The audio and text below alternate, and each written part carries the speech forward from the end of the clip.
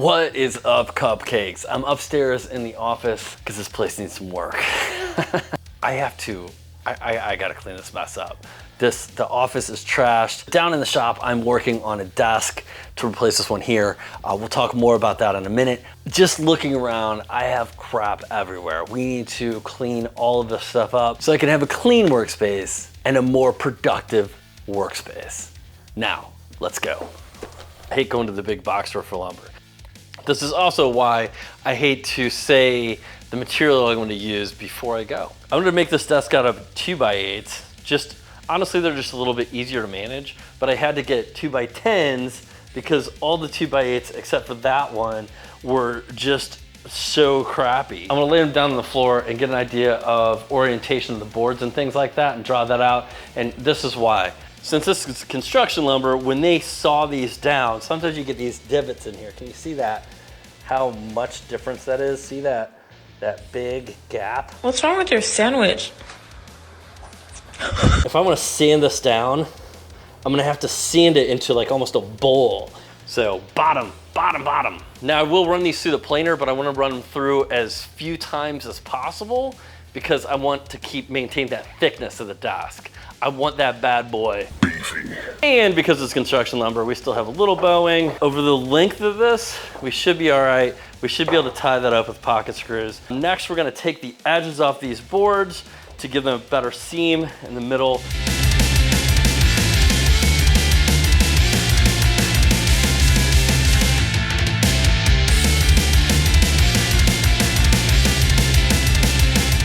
Okay, I've got our pieces laid out on the floor and I've actually flipped them over so they're on their backs. And now what I'm doing is I just want to sketch out the basic outline of the desk. So when I map out my pocket holes, I'm not putting a screw someplace where I'm going to cut through with the jigsaw.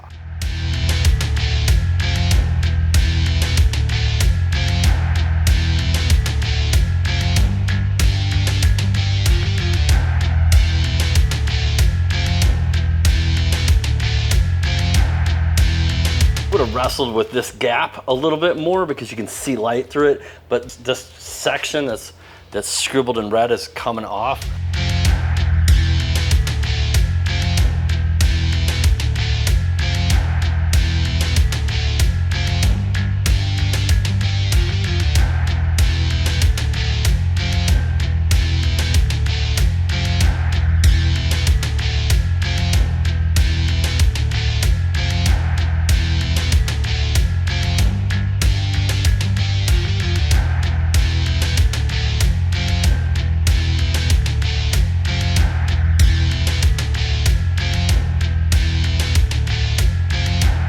Tomorrow.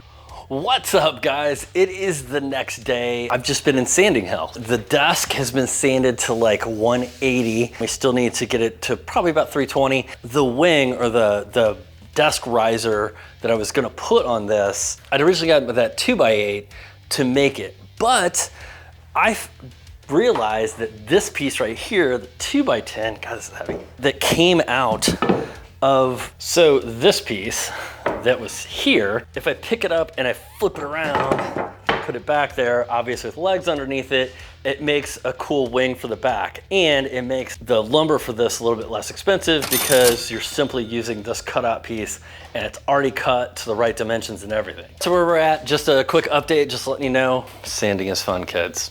Sanding is fun. Kill me.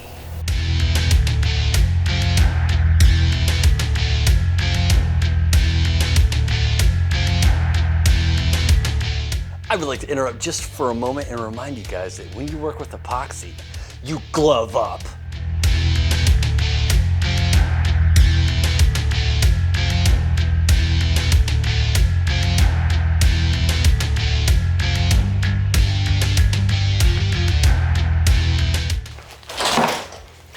So we've run into just a slight hiccup. Let me show you. So a lot of the pigment has sunk to the bottom of these, so they're not as vibrant as I would have liked. Originally, I was gonna do this with a walnut stain, but I think that walnut stain will be too dark and these will get lost. So I don't know about you guys, but that looks orange to me. No bueno. This one's no bueno. So I did go out and pick up a little bit of dark walnut. We're gonna see if we can darken this thing up because no, just no.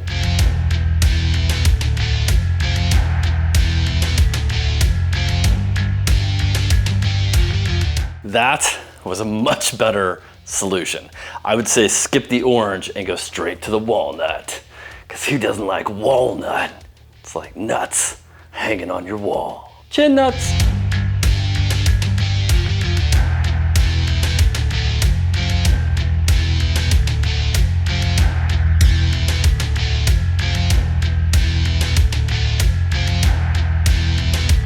So sometimes you have a plan.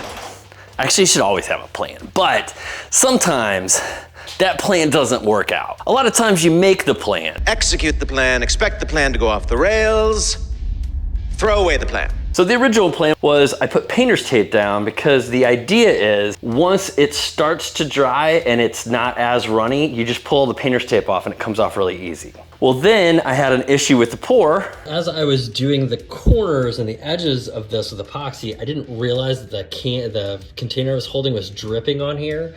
So I tried to smooth it out, hoping that it would self-level. I guess since a layer underneath it was still not completely cured, it just stuck. So I'm gonna have to sand this down today, and then we're gonna just have to do another flood coat. And had to re-pour it. By doing that, I didn't take the tape off. So now what I have to do is figure out a way to get all this off, and that's what we're doing today. Yay. So far I've used a chisel, which dug into the wood a little more than I would have liked it to, so I don't want to do that. I tried like a flatter, like duller, blunter, scraper, and the problem is when I use that, sometimes it's actually chipping off the epoxy like around the corner. So it looks like we're gonna have to sand everything down.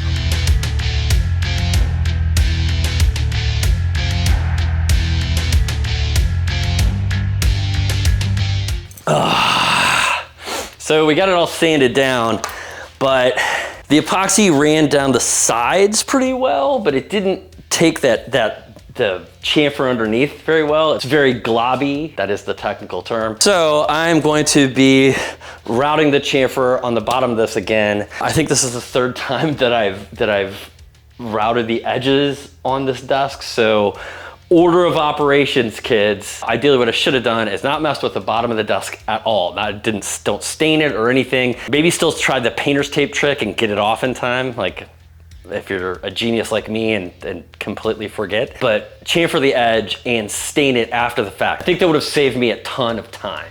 And while you guys watch me do my thing, I just want to say thank you to the people that help me do my thing, my patrons, especially my top tier or Boilermaker patrons, Stephen Mann, Andy the Viking, Todd Stewart, Jason Ayers, Reed Means, Tina Porter, Derek Steele, Voltage, Frank Johnson, and Lee Wesley, our newest Boilermaker patron. If you haven't checked out the Patreon page, I'll link it down below. If you want to support the channel, join up if that's your thing.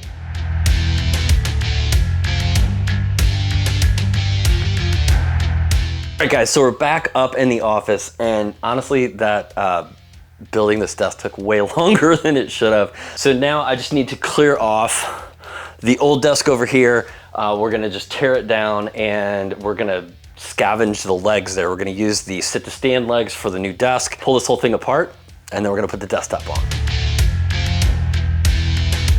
Crack is whack. So just want to jump in here real quick. Look at like that right there and this.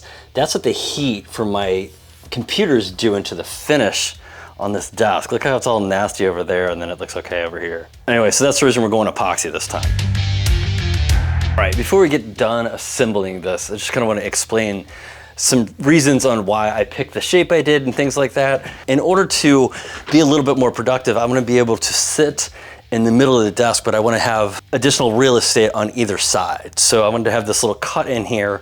And then this is as high as it is because I want my Mac Studio to be able to fit underneath this. So if you just wanted the added space of the shelf without having any sort of like restriction on height, you could definitely make this a little shorter. And I'm using the same legs from my other desk build. I'll link that here, but it's a sit to stand desk frame.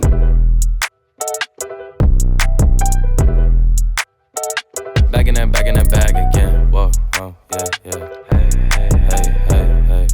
Back in that, yeah. Tell them to watch it. Now I ain't talking my pockets. Just know we ain't running out the way that we stock it. If I got it, you got it. If I call it, she slide and tell her to mop it. Yeah, I got that shit doing. Damn, she took that thing off and bring it around. Going at it till I'm on. Put that 90 in a hole, I'm beating it down. I'm back in that bag again. Whoa, whoa. Oh, say less. I'm back in that bag again. Yeah, yeah. Oh, say less. I'm back in that. Yeah. What you doing? Yeah, yeah. I'm back in that. Hey, where you going? Hey, back in that bag again. To bring me around your friends. You know that